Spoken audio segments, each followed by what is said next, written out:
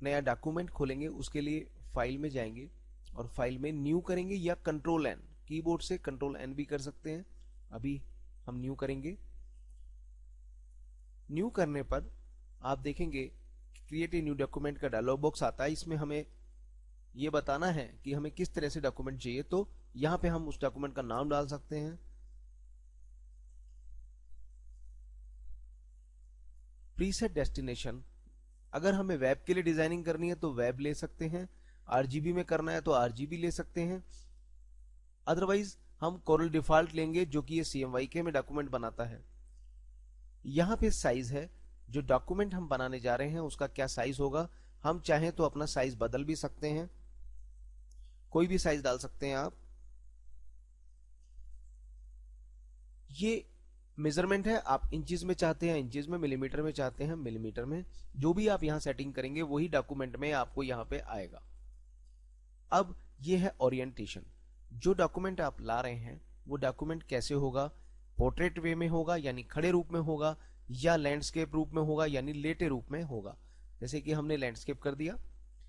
Primary colour mode CMYK लीजिए या RGB, printing के लिए क्योंकि CMYK ही चलता है इसलिए CMYK रखेंगे। रेंडरिंग रेजोल्यूशन 300, डिफॉल्ट ये 300 ही देता है और हम भी इसे 300 ही रहने देंगे। प्रीव्यू मोड, प्रीव्यू मोड की जो स्क्रीन हमें दिखाई देगी वो किस रूप में दिखाई देगी, किस क्वालिटी की दिखाई देगी। सबसे बेस्ट एनहेंस होती है और ये भी हमें एनहेंस ही दे रहा है। बाकी की जानकारी हम आगे लेते रहेंगे। कलर सेटिंग, कलर प्रोफाइल जो कि हम आगे सीखेंगे प्रीप्रेस में कि कलर प्रोफाइल का क्या मतलब होता है। अभी इसमें RGB आ रहा है, ये चलेगा, या फिर हम यहाँ पे एडोब RGB भी ले सकते हैं जो कि फोटोशॉप में यूज होती है और ज्यादातर उसका इस्तेमाल होता है। अगर हम चाहते हैं ये डायलॉग बॉक्स हमारे पास बार बार ना आए तो हम इसको ऑन कर देंगे, लेकिन हमें चाहिए इसलिए हम इसे ऑन नहीं करेंगे। यहाँ पे लिखा है do not show this dialogue again, यानी कि अगली बार जब हम न्यू करें तो हमें ये डायलॉग बॉक्स नहीं चाहिए, पर हमें चाहिए इसलिए हम इसको ऑन नहीं करेंगे और ओके कर देंगे। अब हम जानेंगे कि कोरल ड्रा में किस आइटम को क्या कहा जाता है। जैसे कि ये मेन्यू बार है, इस पे जिस पे भी किसी पे क्लिक करेंगे तो एक लिस्ट सी खुलेगी। हर लिस्ट में एक प्रोग्रामों की श्रृंखला है,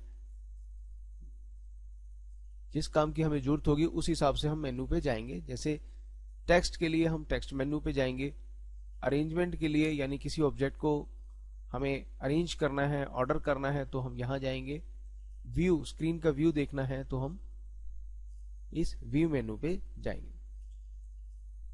ये जो है इसे बार कहा जाता है, ये स्टैंडर्ड बार है और ये हमारा प्रॉपर्टी बार है। प्रॉपर्टी बार में जो भी कोई ऑब्जेक्ट सेलेक्ट होगा उसकी सूचना हमें यहां मिलती रहेगी। ये टूल बॉक्स है, इसमें हमारे विभिन्न टूल पड़े हैं। जिन टूल्स के नीचे ये छोटे छोटे त्रिकोण से बने हुए हैं, इसका मतलब इन टूल्स के अंदर और भी छुपे हुए टूल्स हैं। तो उसको कैसे लिया जाता है, आप जिस टूल पे भी ये त्रिकोण से बने हुए हैं आप उस पर क्लिक कीजिए और बटन को थोड़ी देर दबाए रखिए तो लिस्ट खुल जाएगी। फिर जो टूल लेना है उस पर आप क्लिक करके उसे ले सकते हैं। किसी और टूल को लेने के लिए भी यही तरीका है, बस आप टूल पे जाइए और क्लिक कर दीजिए। दबा हुआ बटन ये बताता है कि आपने ये टूल ले लिया है। अब ये टूल्स है, यहां पे इसको स्टेटस बार बोला जाता है। जो भी कोई ऑब्जेक्ट आप सेलेक्ट करेंगे, जैसे कि मैंने ये सेलेक्ट किया तो उसकी सूचना यहां पे आएगी। ये फिल के बारे में सूचना है कि क्या फिल है और उसमें सियान, मैजेंटा, येलो कितना है। और ये आउटलाइन के बारे में है।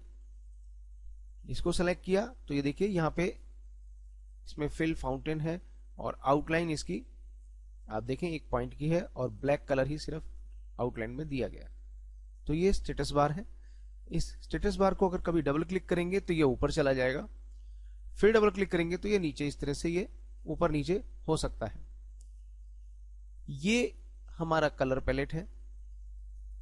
कलर पैलेट आप चाहें तो निकाल भी सकते हैं। आप ये जितने भी डॉटेड लाइनें पड़ी हुई हैं, जहां भी पड़ी हुई हैं, यहाँ पे भी, यहाँ पे भी, यहाँ पे भी और इवन टूल पे भी, आप इनको बाहर निकालना चाहें अपने हिसाब से, सुविधा अनुसार कहीं भी रखना चाहें आप ऐसा भी कर सकते हैं। अगर आप इसे वापस अपनी जगह पे पहुंचाना चाहते हैं तो बस इसी प्रॉपर्टी बार की इस नीली पट्टी पे डबल क्लिक कर दीजिए, ये अपनी जगह पे वापस पहुंच जाएगा। ऐसे ही इसके साथ है कलर पैलेट। यहां पे इस तिकोन पे क्लिक करेंगे तो कलर पैलेट के बारे में और जानकारी हमें मिलेगी, ज्यादा बेहतरीन जानकारी। जैसे कि रोज है, आप रोज 1, 2 या 3 देख सकते हैं। अगर आप एक रो करेंगे तो आपको ये स्पेस बढ़ जाएगा यहाँ पे, लेकिन कलर डालने के लिए आपको यहाँ पे क्लिक करके वो टेम्परेरी आपको मिलेगा। जैसे ही वो कलर ले लेंगे आप तो ये वापस सिंगल रो बन जाएगा। पर अगर आप चाहते हैं आप 3 रोज ही आपको मिले तो रोज में जाके आप 3 रोज कर सकते हैं। इन सभी की डिस्क्रिप्टिव जानकारी आपको आगे मिलती रहेगी। तो अभी हम जो जान रहे थे वो ये जान रहे थे कि कौन सी चीज कहां पड़ी है और उसे क्या कहते हैं। तो ये हमारा रूलर है और ये रूलर हमारे को लेफ्ट टू राइट और अप एंड डाउन दोनों तरफ से मिलता है। जैसे कि इसको बोलते हैं आप हॉरिजॉन्टल और इसको बोलते हैं वर्टिकल। इनकी सेटिंग कैसे की जाएगी ये भी आपको समय समय बताते रहेंगे। अभी हम जान रहे हैं कि कौन सी चीज कहां पड़ी है और उसे क्या कहते हैं। तो हमने देखा menu bar, standard bar, property bar, tool box, ruler, और ये हमारे कलर पैलेट, और ये हमारा स्टेटस बार। ये सब चीजें हैं हमारे पास। ये चीजें कैसे दिखती हैं, यानी शो कैसे होती हैं और हाइड कैसे होती हैं, ये हम जानेंगे। जहां पर भी ये बार हैं और उन बार का ये जो प्लेन एरिया है, जैसे इसका यहाँ पे, इसका यहाँ पे, इवन टूल बॉक्स में भी यहाँ पे है, इस पे माउस का थर्ड बटन। चलिए पहले आपको बता देते हैं कि माउस को कैसे क्लिक करते हैं। माउस का अगर आप माउस देखें तो माउस पे आपके 2 बटन होते हैं, एक इधर लेफ्ट, एक इधर राइट। तो इसे लेफ्ट, इसको प्रेस करेंगे तो लेफ्ट क्लिक, इसको प्रेस करेंगे तो राइट क्लिक कहा जाएगा। और बीच में ये रोलर होता है। सेलेक्ट करना, किसी भी ऑब्जेक्ट को सेलेक्ट करने के लिए आप बस माउस का बटन या माउस का ये एरो कीज किसी पे भी ले जाएं, पर उससे पहले निश्चित कर लें कि आपने ये पिक टूल लिया हो, और क्लिक करेंगे तो ये सेलेक्ट हो जाएगा। सेलेक्ट होने की पहचान ये है कि इस पे छोटे छोटे छोटे ऐसे स्क्वायर से हैंडल आते हैं, और इसकी सूचना आपको यहाँ भी मिलती है, और आपने क्या सेलेक्ट किया है वो भी आपको यहाँ पे जानकारी मिल जाती है। तो इस तरह से आप सेलेक्ट कर लेते हैं। अब हमने देखना है कि ये मेन्यू और ये बार जो है कैसे आते हैं और कैसे नहीं आते हैं। तो माउस का थर्ड बटन आप किसी भी खाली जगह पे क्लिक करें तो आपको ये लिस्ट सी आ जाएगी।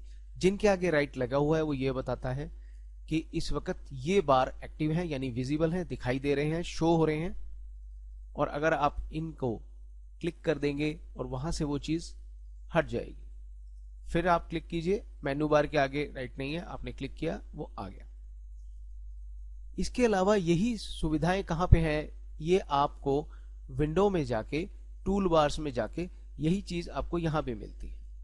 तो इस तरह से आपने जाना कि इंटरफेस क्या है और कौन सी चीज कहां पे पड़ी है।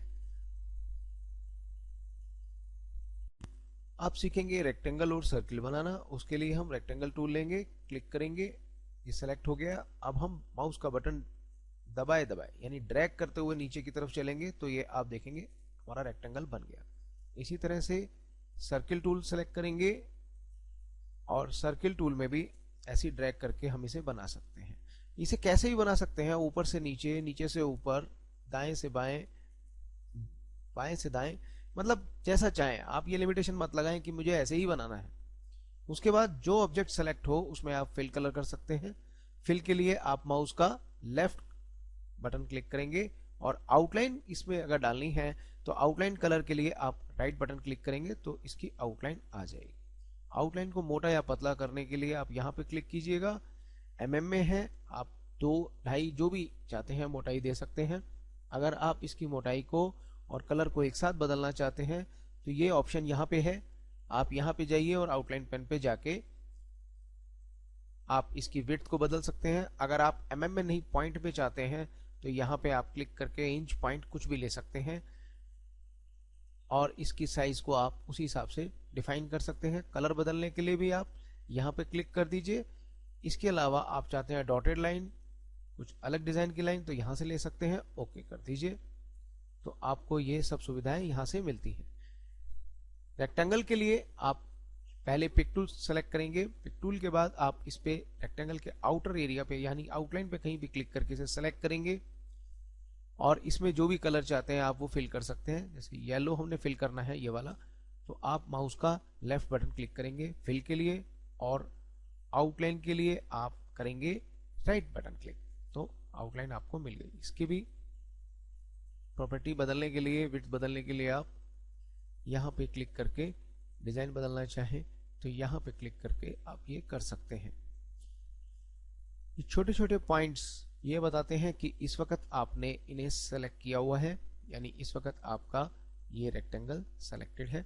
रेक्टेंगल को रिसाइज करने के लिए आप जैसे ही माउस को इन पॉइंट्स पे लेके आते हैं तो ये इसकी शेप चेंज हो जाती है, जिससे आपको ये पता लग जाता है कि आप इस पे कुछ भी कर सकते हैं। रिसाइज करने के लिए आप बटन दबाएं माउस का और प्रेस करे करे ही इसको अगर आप बड़ा करते हैं तो ये एनलार्ज हो जाता है, प्रेस करे ही अगर आप इसे छोटा करते हैं तो ये रिड्यूस हो जाता है। कॉर्नर से ये जब आप रिड्यूस या करते हैं तो इसका मतलब है आप इसे प्रोपोर्शनल छोटा या बड़ा कर रहे हैं। प्रोफेशनली ऐसे ही करना चाहिए। बीच के क्रॉस पे क्लिक करेंगे, बटन दबाए दबाए इसको कहीं भी ले जाएंगे तो ये मूव हो जाएगा। इसको लेने के लिए आप इस पे पहले क्लिक करें, ये सिलेक्शन करें और इसको भी इस तरह से आप कहीं भी मूव भी कर सकते हैं और रिसाइज भी कर सकते हैं। ऐसे ही ये साइड से रिसाइज करने के लिए है, अप एंड डाउन जैसा आप चाहें, इस तरह से आप इसको रिसाइज और मूव कर सकते हैं। अब सीखेंगे टेक्स्ट टूल। टेक्स्ट टूल कैसे काम करता है। टेक्स्ट टूल लीजिएगा, कहीं भी क्लिक कर दीजिएगा टेक्स्ट टूल लेने के बाद और आप टाइप कर सकते हैं।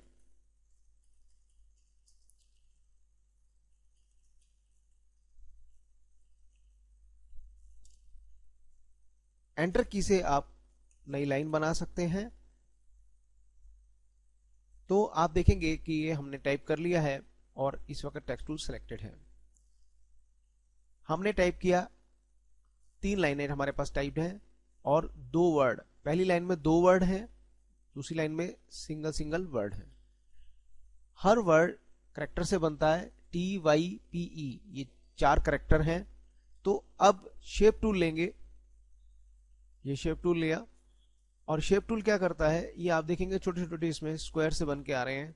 आप शेप टूल से इस वाली जो एरो है सेलेक्ट करने के बाद माउस का बटन दबाए रखें और ड्रैग करेंगे तो आप लाइन के बीच में स्पेस बढ़ा सकते हैं, इसी तरह से कम भी कर सकते हैं। यहां पे अगर आप क्लिक करके इसको करेंगे तो आप करेक्टर के बीच में से स्पेस बढ़ा रहे हैं और इसी तरह से कम भी कर सकते हैं। शिफ्ट की दबा के, कीबोर्ड से शिफ्ट की दबाइएगा, फिर अगर आप इसको करेंगे तो अब सिर्फ वर्ड के बीच में, आप देख रहे हैं सिर्फ वर्ड के बीच में स्पेस बढ़ेगा या घटेगा। तो बिना शिफ्ट के आप सिर्फ करेक्टर में स्पेस देते हैं। इस तरह से आप लोगो या कोई और चीज में भी काम कर सकते हैं। आपने जो ये लाइन बनाई, इसको आप चाहते हैं कि बोल्ड या इटैलिक करना चाहते हैं तो टेक्स्ट टूल लीजिएगा। जिस भी एरिया को, यानी जिस भी वर्ड या करेक्टर पे आप काम करना चाहते हैं, माउस का बटन क्लिक कीजिएगा। पहले क्लिक करने के बाद बटन दबाए दबाए इसको ऐसे कवर कर लीजिएगा। अब ये सिलेक्शन हो गया, टाइप सिलेक्शन हो गया है। टाइप को अगर बोल्ड करना है तो ये बी वाला बटन दबा दीजिए या कंट्रोल बी कर दीजिए, ये बोल्ड हो जाएगा। इसी तरह से आप लाइन को सेलेक्ट करना चाहते हैं, बटन दबाइए माउस का लेफ्ट वाला और दबाए दबाए इसे ड्रैग करिएगा, कवर हो गया। इस वक्त ये सेलेक्टेड है। तो टेक्स्ट टूल से जब ऐसे करेंगे तो आप इंटरनल पार्ट को सेलेक्ट करके किसी भी एक भी चीज को या किसी भी ज्यादा भी चीज को आप सेलेक्ट कर सकते हैं। जैसे कि मैंने ये ड्रैग यहां तक किया तो बोल्ड इटैलिक कर लिया, इस पे ये फंक्शन अप्लाई हो जाएगा। इस तरह से टेक्स्ट टूल का हम इस्तेमाल करते हैं, शेप टूल का इस्तेमाल करते हैं। अब आती है बात सिलेक्शन टूल की। तो सिलेक्शन टूल से क्या होता है कि जब हम सिलेक्शन टूल लेते हैं, किसी भी आइटम को सेलेक्ट कर सकते हैं। यहां क्लिक किया ये सेलेक्ट हो गया, यहां क्लिक किया ये सेलेक्ट हो गया, यहां क्लिक किया तो ये टेक्स्ट सेलेक्ट हो गया। सिलेक्शन टूल से सेलेक्ट करने के लिए ऑब्जेक्ट है उसके लिए वो, लेकिन टेक्स्ट टूल पे जब क्लिक करते हैं तो सिर्फ वो टेक्स्ट के अंदर के पार्ट पे काम करता है। आप ये समझ लीजिए कि जैसे घर है, घर में तो कई कमरे हैं, तो टेक्स्ट, ये जो हमारा सिलेक्शन टूल है, ये एक कमरे की तरह हर ऑब्जेक्ट को ट्रीट करता है। इसके लिए कोई मायने नहीं है कि वो कैसा कमरा है। लेकिन टेक्स्ट ऐसे है जैसे आप बेडरूम में चले गए और बेडरूम के सारे फंक्शन उसमें अप्लाई हो गए। तो इस तरह से आप रिलेट करके चीजों को याद भी रख सकते हैं और जब काम करना है उसको कर सकते हैं। जैसे कि हम ये कहते हैं कि हमें इसकी आउटलाइन बदलनी है, तो जाहिर है टेक्स्ट टूल से तो होगा नहीं, हम सिलेक्शन टूल लेंगे या पिक टूल लेंगे और आउटलाइन के लिए इस पे क्लिक करके इसकी आउटलाइन हम टेक्स्ट की चढ़ा सकते हैं। आप देखेंगे इसकी आउटलाइन आ गई। आउटलाइन नन करनी है, वही राइट बटन से हमने इस पे क्लिक किया, सेलेक्ट किया था टेक्स्ट। अब हम चाहते हैं टेक्स्ट का ये टाइप वाला वर्ड जो है बोल्ड कर दिया जाए। देखिए अब टाइप वाला वर्ड बोल्ड करना है, बोल्ड है टेक्स्ट से रिलेट करता हुआ, टेक्स्ट टूल लेंगे, जिस भी पार्ट को करना है सेलेक्ट करेंगे और बोल्ड कर देंगे। तो इस तरह से आप समझ गए कि कैसे सिलेक्शन और टेक्स्ट का सिलेक्शन डिफरेंट है और किस तरह से उसे अप्लाई करना है। अब आता है सिलेक्शन टूल से इस्तेमाल करना। सिलेक्शन टूल से हम एक ऑब्जेक्ट को सिलेक्ट करना है, तो ये देखिए सेलेक्ट हो गया। जिस भी ऑब्जेक्ट को सिलेक्ट करना है बस क्लिक कर दीजिए, सेलेक्ट हो जाएगा। छोटे छोटे ये जो स्क्वायर आ रहे हैं ये बताते हैं कि हमने ये चीज सिलेक्ट कर ली। इसको रिसाइज कैसे करते हैं, यानी छोटा या बड़ा कैसे करते हैं, उसको समझेंगे। जब भी ये छोटे छोटे पॉइंट आते हैं तो आप इस पे जब माउस लेके आते हैं तो ये हमें इंफॉर्मेशन मिलती है कि यहाँ पे क्या एक्टिविटी कर सकता है ये माउस। ये देखिए यहाँ पे आ गया, दो तरफ एरो बन गए, हमने बटन माउस का दबाए रखा, दबाए दबाए अगर हम इधर चलते हैं तो ये बड़ा होने लगता है और अंदर की तरफ आते हैं तो ये छोटा होने लगता है। इसे प्रोपोर्शनल रीसाइजिंग कहते हैं। प्रोफेशनली हमेशा यही प्रोपोर्शनल रीसाइजिंग का इस्तेमाल करें। ये लेफ्ट टू राइट छोटा बड़ा कर रहा है आप देखिए, लेकिन इससे जो कैरेक्टर है उसकी शेप पे असर पड़ रहा है, वो दब रहे हैं, उनकी फिनिशिंग लुक में डिफरेंस आ रहा है। तो ये यहां से भी आप छोटा या बड़ा कर सकते हैं, देयर इज नो लिमिट। आप इधर से कहीं से भी छोटा या बड़ा कर सकते हैं, या यहां से भी आप इसको ऐसे इस्तेमाल कर सकते हैं। सिलेक्शन टूल से रिसाइजिंग कैसे करते हैं ये आपने सीख लिया। अब आती है बारी कि हम सिलेक्शन मल्टीपल सिलेक्शन कैसे करें। ये आगे भी बहुत और बेहतरीन ढंग से आपको सिखाया जाएगा, पर अभी टेम्परेरी, यानी कि एक बार छोटा सा काम करने के लिए, कॉमन काम करने के लिए हम कुछ चीजों को समझ लें तो हम आगे हम आपको सिखाएंगे विजिटिंग कार्ड कैसे बनाते हैं। तो विजिटिंग कार्ड में आपको इन सब चीजों की मदद मिलेगी। तो ये सेलेक्ट किया, शिफ्ट की दबाएंगे अगर कीबोर्ड से, और आप शिफ्ट की दबाए रखेंगे और जिस जिस ऑब्जेक्ट को सेलेक्ट करेंगे वो इसके साथ सेलेक्ट होता जाएगा। इसकी सूचना आपको यहां मिलेगी। अब 2 ऑब्जेक्ट सेलेक्ट हो गए, 3 ऑब्जेक्ट सेलेक्ट हो गए। अब जिस ऑब्जेक्ट को, मान लीजिए हमें टेक्स्ट टूल इसमें नहीं चाहिए था, ये टेक्स्ट वाला मैटर नहीं चाहिए था, शिफ्ट की दबी हुई है। अब दोबारा से अगर इस पे क्लिक करेंगे, यानी सेलेक्ट आइटम को हम दोबारा से क्लिक करते हैं और शिफ्ट की दबी रहे तो वो चीज छूट जाती है। फिर से क्लिक करेंगे सेलेक्ट हो जाएगी, फिर से क्लिक करेंगे तो छूट भी जाएगी। तो आप समझ गए होंगे कि कैसे सिलेक्शन किया जाता है। आगे चलते हैं, मूव करना। हमने ये 2 ऑब्जेक्ट सेलेक्ट कर लिए, मार्क्वी से भी सिलेक्ट कर सकते हैं। एक चीज और भी है, सिलेक्शन मार्क्वी। मार्क्वी का मतलब होता है आप सिलेक्शन टूल से बाहर से किसी ऑब्जेक्ट को घेरे में ले लें, जो भी इस रेक्टेंगल के अंदर आ रहा है वो सब सेलेक्ट हो जाएगा। यानी यहाँ 3 ऑब्जेक्ट सेलेक्ट हो गए। अभी हम फिर से करते हैं, देखिए इस बार आप गौर करें कि जो सर्किल है वो पूरी तरह से सेलेक्ट नहीं हो रहा है, तो इसलिए वो सेलेक्ट नहीं होगा, ऊपर के दोनों ऑब्जेक्ट सेलेक्ट हो जाएंगे। इसी तरह से यहां पे हमने इसको किया तो आप देखेंगे अब ऊपर रेक्टेंगल पूरी तरह से सेलेक्ट नहीं हो रहा है, तो इस बार रेक्टेंगल सेलेक्ट नहीं होगा। तो इस तरह से आप सिलेक्शन नीचे से, ऊपर से, दाएं बाएं कैसे भी कर सकते हैं। मान लीजिए मैंने ये 2 ऑब्जेक्ट सेलेक्ट कर लिए और अब मैं चाह रहा था कि ये नहीं हो, तो आप इसको छोड़ के सीधा इस पे क्लिक कर सकते हैं। या फिर जब ये 2 ऑब्जेक्ट हमने सेलेक्ट कर ही लिए हैं, शिफ्ट की दबाइए और इस पे दोबारा से क्लिक कर दीजिए, ये छूट जाएगा और सिर्फ ये आपके पास रह जाएगा। इस तरह से मैनिपुलेशन करके हम अपने वर्क को और स्पीड अप कर सकते हैं, बशर्ते कि हम इसकी प्रैक्टिस करें कि ये कैसे होता है। आइए सीखें अब जूम टूल को। जूम टूल किसी भी ऑब्जेक्ट को पास से देखने के लिए होता है, जिससे कि हम बहुत आसानी से काम कर सकते हैं। वो चीजों को छोटा या बड़ा नहीं करता है, वो सिर्फ चीजों को पास से या दूर से दिखाता भर है। तो जूम टूल का इस्तेमाल करना सीखेंगे। जूम टूल लेंगे, जूम टूल जब लेंगे तो प्रॉपर्टी बार में हमें इसकी सूचना मिलेगी। पहले हम समझते हैं जूम टूल कैसे काम करता है। प्लस के लिए आप F2 की का इस्तेमाल करेंगे और माइनस के लिए F3 का इस्तेमाल करेंगे। जूम टू ऑल ऑब्जेक्ट, जितने भी ऑब्जेक्ट चाहे पूरे पेज पे पड़े हो या पेज से बाहर कहीं पर भी पड़े हो डेस्कटॉप पे, F4 करते ही वो सामने नजर आ जाएंगे। जैसे कि हम F4 करेंगे तो देखिए आप, हमारे पास ये ऑब्जेक्ट यहीं पड़े हुए थे पूरे पेज पे, इसलिए वो सिर्फ पेज ही हमारे सामने आ गया। इसके अलावा zoom to the page, shift F4 इसका कमांड है।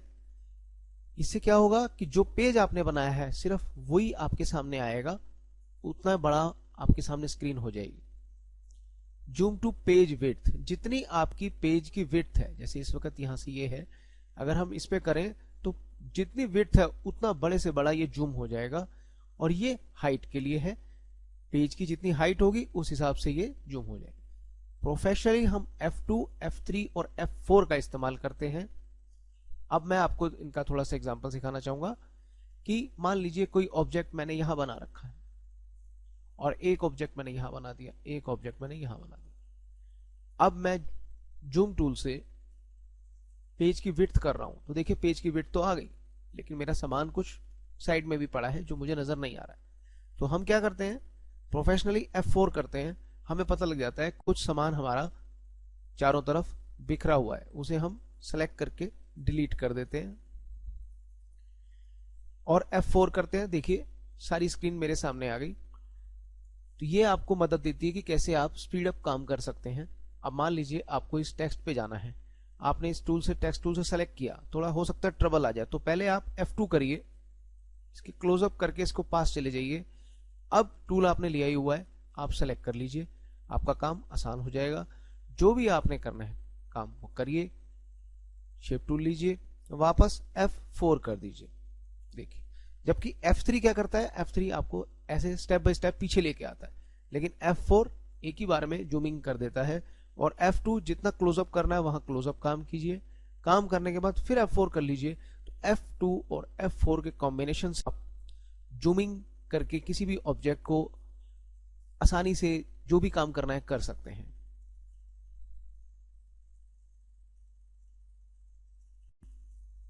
अब जानेंगे डेस्कटॉप एरिया क्या होता है। ये जो एरिया है ये तो हमारा पेज है, इस पे जो भी चीज होगी चाहे वो कैसे भी रूप में हो, सपोज ये देखिए अब ये आधी हमारी पेज पे है आधी बाहर है, तो ये इस पेज पे मानी जाएगी। जो भी चीजें पेज पे हैं वो प्रिंटिंग होगी।